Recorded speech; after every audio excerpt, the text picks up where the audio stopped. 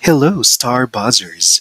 In today's video, ating ilahad ang top 5 hunk actors na nalaos matapos magsara ang ABS-CBN noong 2019. Sino-sino sila? Ang listahan now na!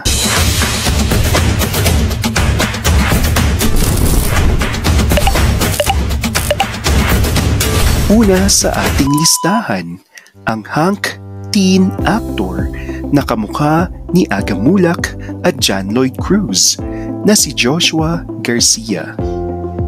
Si Joshua Garcia ay may papausbong na karera bago magsara ang ABS-CBN. Kaliwat kanan ang kanyang mga endorsements, TV guestings at serye sa telebisyon. Ngunit nawala ang lahat matapos ipasara ni Digong ang ABS-CBN. Si Joshua ay nag-TikTok na lamang matapos ang pagsasara ng naturang network at dun siya mas nakilala hindi lang sa Pinas maski sa ibang bansa. Sa ngayon ay hindi na aktibo sa TikTok si Joshua at tinigil na din ang vlogging. Pangalawa sa ating listahan, ang Dax na si Enrique Hill.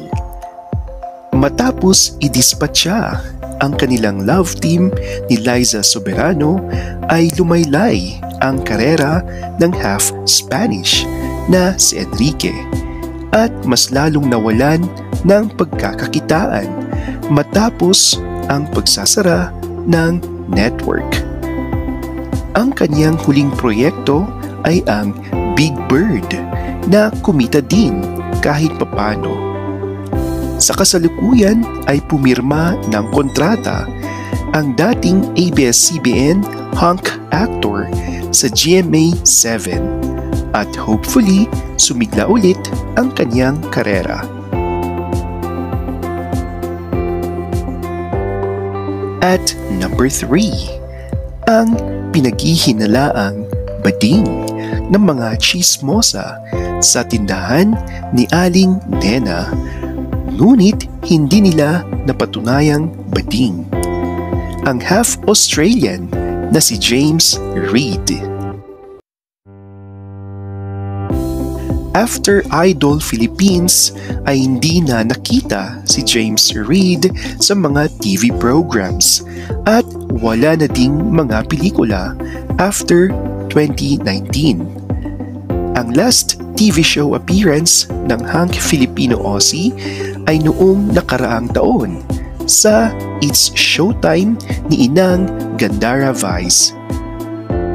For now, relax muna ang karera ng naturang hunk actor.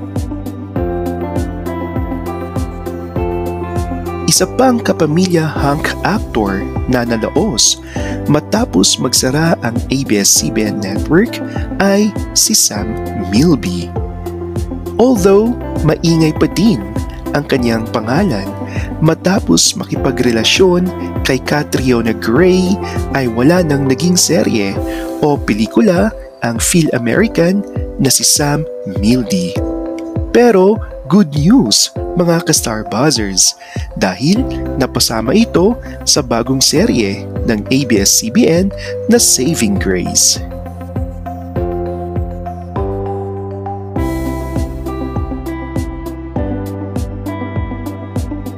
At ang pinaka-naapektuhan at nalaos matapos ang pagsasara ng Kapamilya Network ay ang jowa ni Julia Barreto, ang hairy at bunk or bulky hunk daddy na si Gerald Anderson.